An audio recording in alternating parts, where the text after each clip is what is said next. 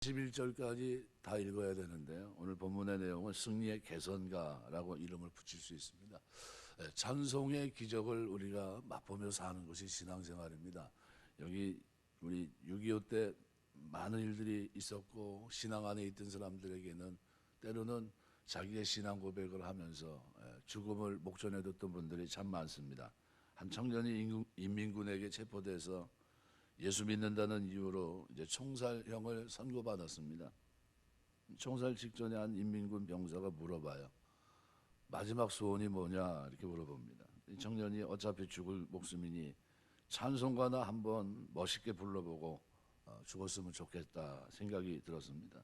그래서 찬송가를 한 곡 부를 수 있게 해달라고 그랬습니다. 뭘 하늘 가는 밝은 길이 내 앞에 있으니 그 찬송을 이제 부르게 된 겁니다. 1절 부르고 2절 부르기 시작하는데 갑자기 총성이 들립니다. 인민군 병사 중에 한 사람이 다른 인민군을 향해서 방아쇠를 당긴 겁니다. 방아쇠를 당긴 그분은 장로님 아들인데 어쩔 수 없이 인민군에 징병돼서 기독교인들을 죽이고 다니다가 찬송을 듣고 정신이 번쩍 든 겁니다. 내 지금 뭐하고 있는 건가. 자기 정신을 차리고 보니까 자기가 하나님 백성들을 죽이는 일에 앞장서 있던 겁니다. 자신이 하는 일이 반역인 것을 깨닫고 옆에 있던 인민군 병사를 쏴 죽였고 포로들을 해방시키고 찬송을 부른 젊은이를 업고 나갑니다. 찬송은 반드시 기적을 낳습니다. 살면서 가장 위험한 순간에 처하면 하나님을 기억하고 찬송하는 일이 불가능해 보이는데 근데 그 순간 하나님께서는 우리에게 찬송할 수 있는 힘을 주십니다. 그래서 신앙생활은 날마다 하나님과의 관계 속에 있어야 됩니다. 매일 우리 다니엘이 일생을 살아가면서 특별한 때만 하나님과 관계 속에 있는 것이 아니라요. 날마다 하루 3번씩 하나님께 기도하고 감사하였더라 그랬습니다. 하나님이 기도하며 감사하는 인생을 붙드십니다. 축복하시고요. 환경에서 벗어날 환경 속에서도 은혜를 베푸십니다. 찬송은 반드시 기적을 낳습니다. 가장 위험한 순간에 찬송할 수 있는 은혜가 있게 되시길 주의 이름으로 축원합니다.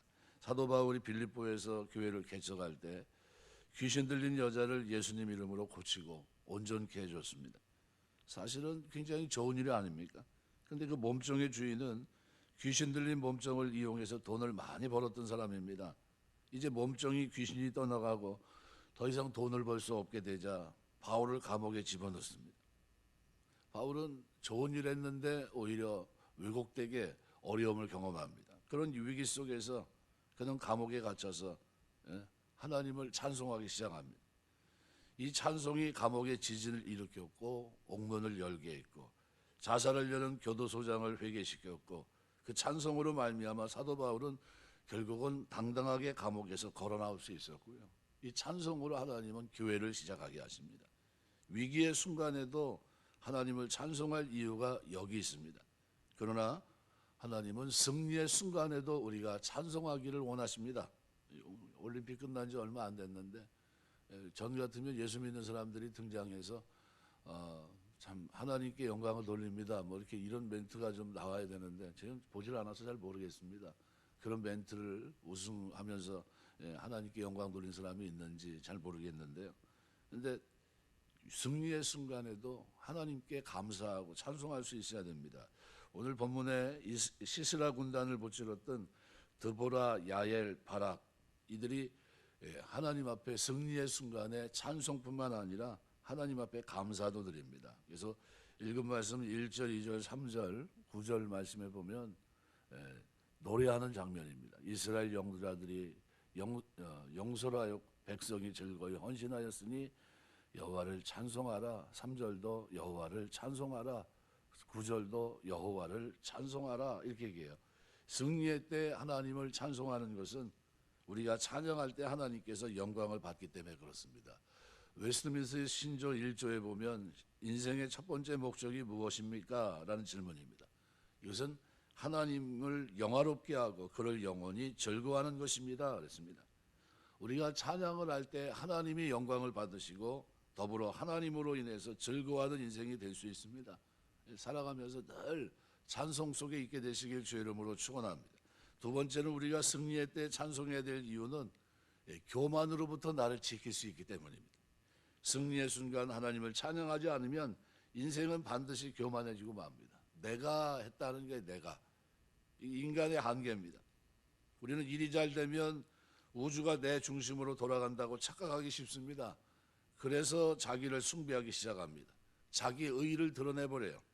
그때 하나님을 찬양하면 우주의 중심축이 내가 아니라 하나님이셨구나. 이 일을 이루신 분이 내가 아니라 하나님이셨고 하나님이 나를 도구로 쓰셨구나 하는 것을 알게 됩니다.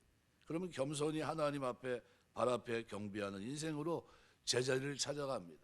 우리 신앙생활은 고백과 삶이 열매가 항상 어우러져 있어야 됩니다. 우리가 경건의 자세에서 벗어나면 안 됩니다. 왜 우리는 승리의 순간조차 하나님을 찬양해야 됩니까?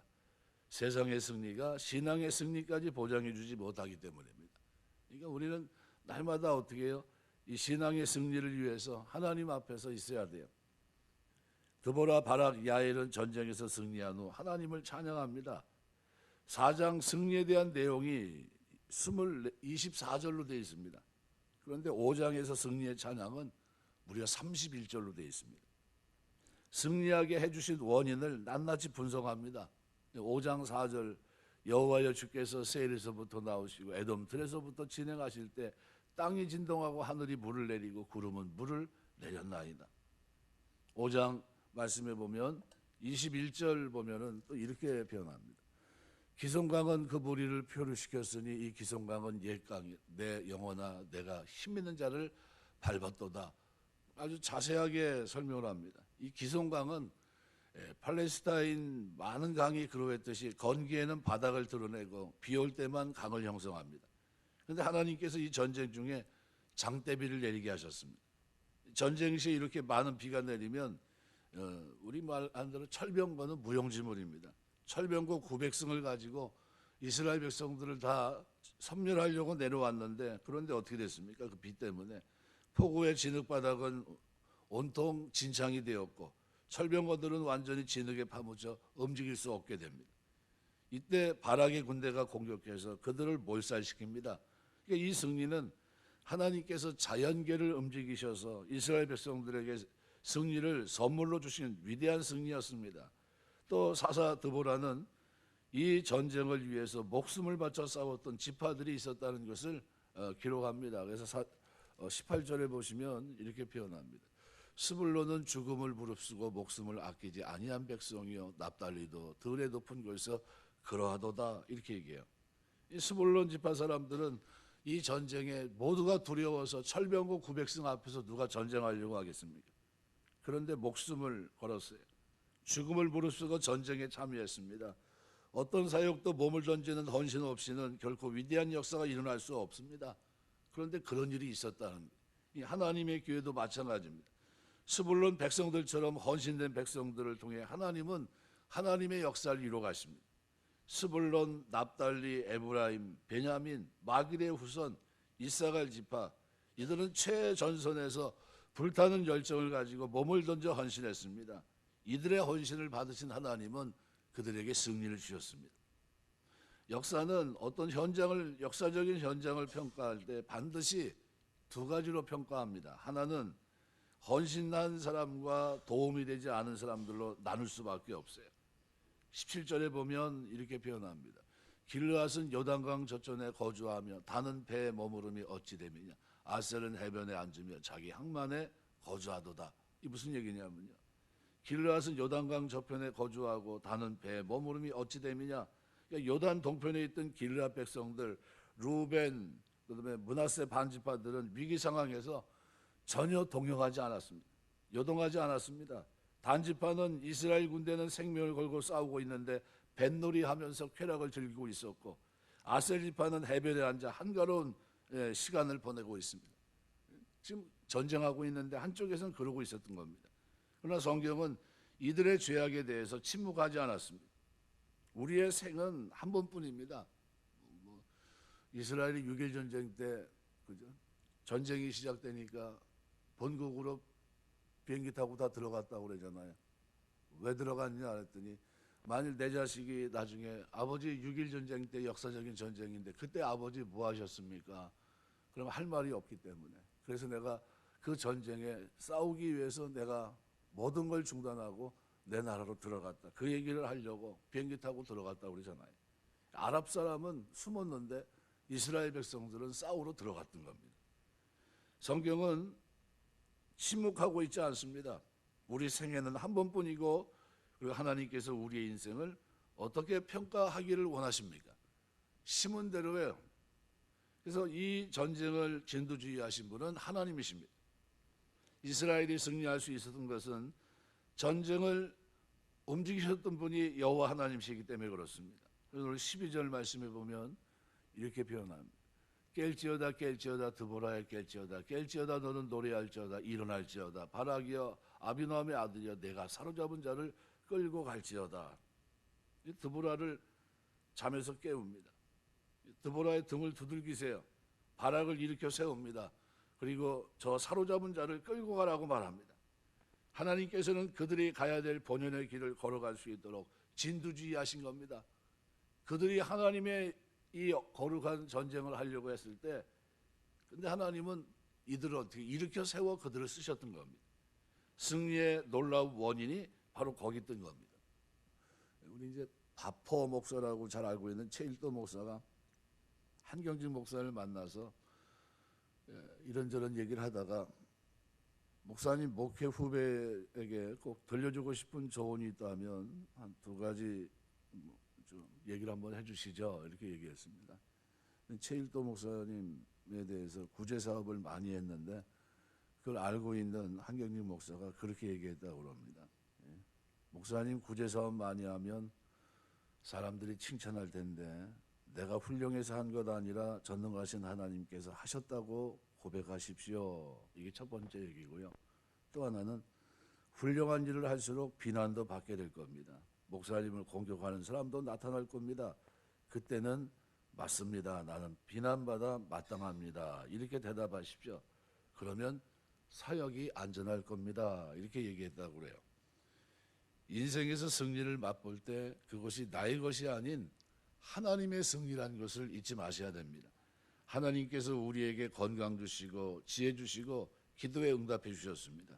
그리고 잠자고 있는 우리를 깨우셨어요. 그리고 입에 넣어 주셨습니다.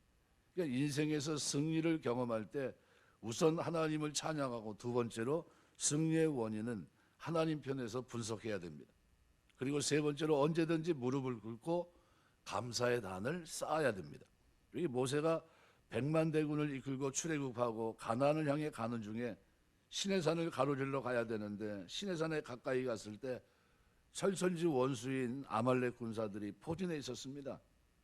그때 모세는 이제 전쟁을 할 수밖에 없게 됐어요.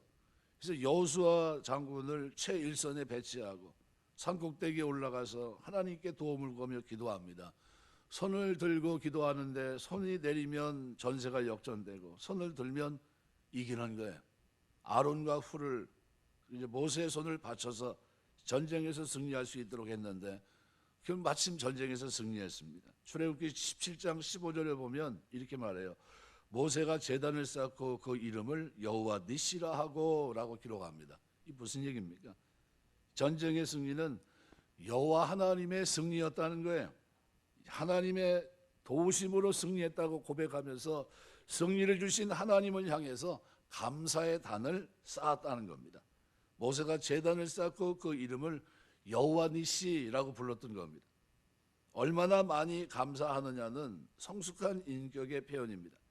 하나님 앞에서 스스로 정당하다 생각하는 사람은 감사할 수 없어요.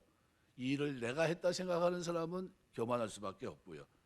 영어의 땡큐라고 하는, 싱크라고 하는 이 말은 생각하다는 이 어원에서 왔습니다. 그러니까 우리가 생각해 봐야 돼요.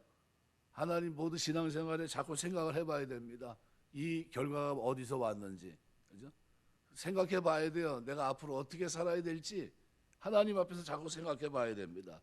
생각건대 현재 고난은 장차 우리에게 나타날 영광과 좋게 비교할 수 없다는 거예요. 자꾸 생각해 봐서 이 땅에 살아가는 동안 내가 지금 순례자의 길을 걷고 있지만 영적 전쟁에서 승리할 수 있을 것은 하나님의 은혜고, 찬송과 영광을 받게 합당하신 하나님의 도움이 없이는 이길 수 없었다는 것을 늘 기억하셔야 돼요. 그러면 우리의 입술에서 찬송이 떠나갈 수가 없고요.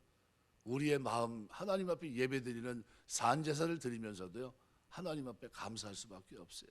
내가 뭔데 하나님이 큰 일에 나를 쓰셨습니까? 나로 하여금 감사할 수밖에 없는 인생으로 나를 끌어가십니까? 하면서 감사할 수밖에 없어요. 오늘 5장은요 31절로 되어 있습니다. 무슨 얘기냐면요, 아주 세세하게 감사하고 있어요. 하나님, 이 일을 하나님이 하신 겁니다.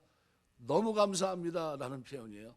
이렇게 많은 사람들은 참여하지 못하고 이렇게 안주하면서 등 돌리고 있었던 사람도 있는데, 하나님, 우리가 생명 걸고 이 거룩한 백성들을 끌어내기 위해서 이 일을 하게 하시니 감사합니다. 그리고 하나님을 찬송하고 그 하나님 앞에 감사의 제단을 쌓고 있었던 지파들이 있었다는 거예요. 역사는 이렇게 양쪽으로 갈라져 있습니다. 해변가에서 멍 때리고 있던 사람들이 있고, 그러나 전쟁터에서 목숨을 걸고 싸웠던 사람들이 있습니다. 언젠가 우리가 주님 앞에 서게 될 거예요. 하나님, 우리의 삶에서 하나님은 기대할 것이 있을 겁니다. 왜요? 이걸 왜 기록해 놨을까요? 오고 오는 시대에 하나님 백성들이 어떠한 모습으로 살기를 하나님은 기대하셨을까요?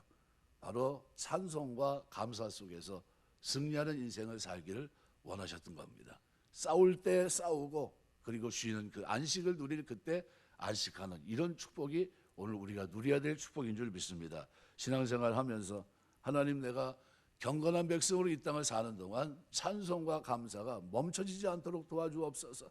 내 신앙의 모든 것들이 하나님의 도우심으로 여기까지 왔다는 사실을 기억하며 내가 시간 있을 때마다 세세히 하나님 앞에 감사의 단을 쌓을 수 있도록 은혜 베풀어 주옵소서 기도하시고, 그런 감사의 자세로 하나님을 섬기는 이와 같은 은혜가 있게 되시길 주의 이름으로 축원합니다.